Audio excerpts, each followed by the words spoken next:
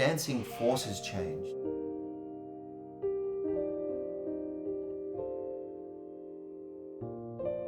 I've never seen a dancer who didn't succeed when they've retired.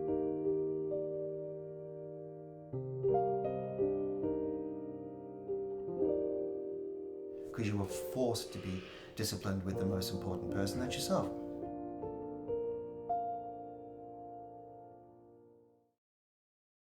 I would have been maybe 7 years old, perhaps, when I started playing the drums at school. I turned out to be pretty good at drums. And someone said, well, if you can play music, if you wish to be successful, learn how to sing and dance. I was asked to leave school in grade 10 because I was just being picked on from all the boys, but I just got sick of it. About October of grade 10, I just had enough. So I just fought back, and I took about 3 or 4 kids down, but quite badly. I hurt them a lot. And so they just said, school's not for you, you've got anger issues. Dad, like, Shane, I'm proud of you. He said, I know I told you not to fight back, but they had it coming. You'll be fine. So I left school. Then I got lucky enough to join the ballet company, and the rest is kind of history. When you start dancing, you have like ideas like, oh, I'd love to be the person who opens the show. I'd like to be the main person. I'd like to do this. So the first role like that for me was Midsummer Night's Dream. Harold Collins choreographed the role of Puck on me. So that's really quite important, because when someone creates a role on a dancer, it means that that dancer's influenced the choreographer. You become a muse. Still, people say, oh, I remember you in Puck. So I feel like that was a pivotal time for me. That would have been 1989, so it was only my second year at the company.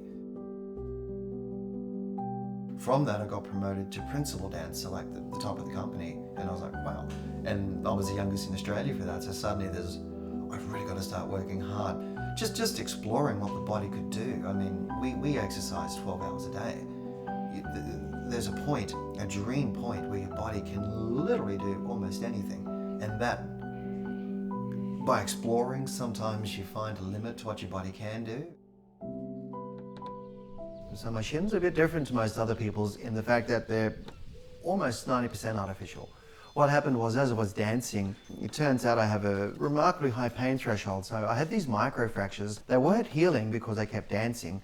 So there are several options. What we eventually went for was they moved my kneecaps out and then inserted this rod and zip it all back together, and it's all done. So I've got 2 of those. There's only 3 of them in the world.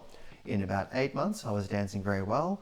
And then I went down to Sydney Dance Company after that, and fine. And I'm still fine to this day. But injuries are great because they force you to reinvent yourself and understand more about your technique. So when you do come back from an injury, you're normally always a better dancer because you suddenly have more understanding of what your body and its limitations are. Like, I remember, would have been the year before I retired, doing class and looking out the window going, there's got to be something else. So after 15 years, I was just like, I'm done.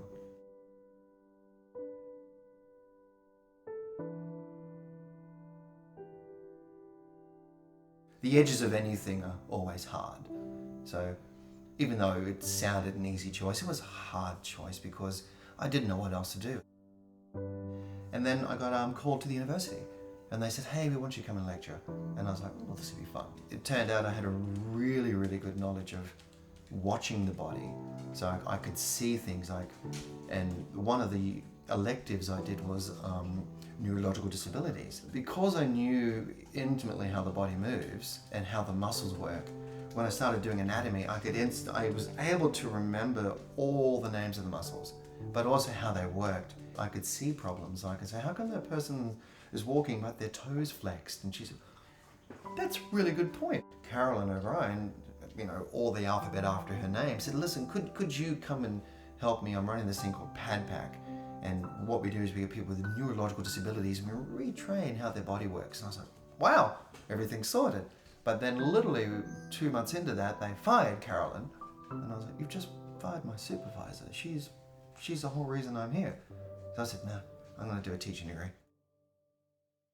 When I sort of finished dancing, I'd already choreographed several ballets for lots of dance studios, so I already had that kind of desire to keep teaching.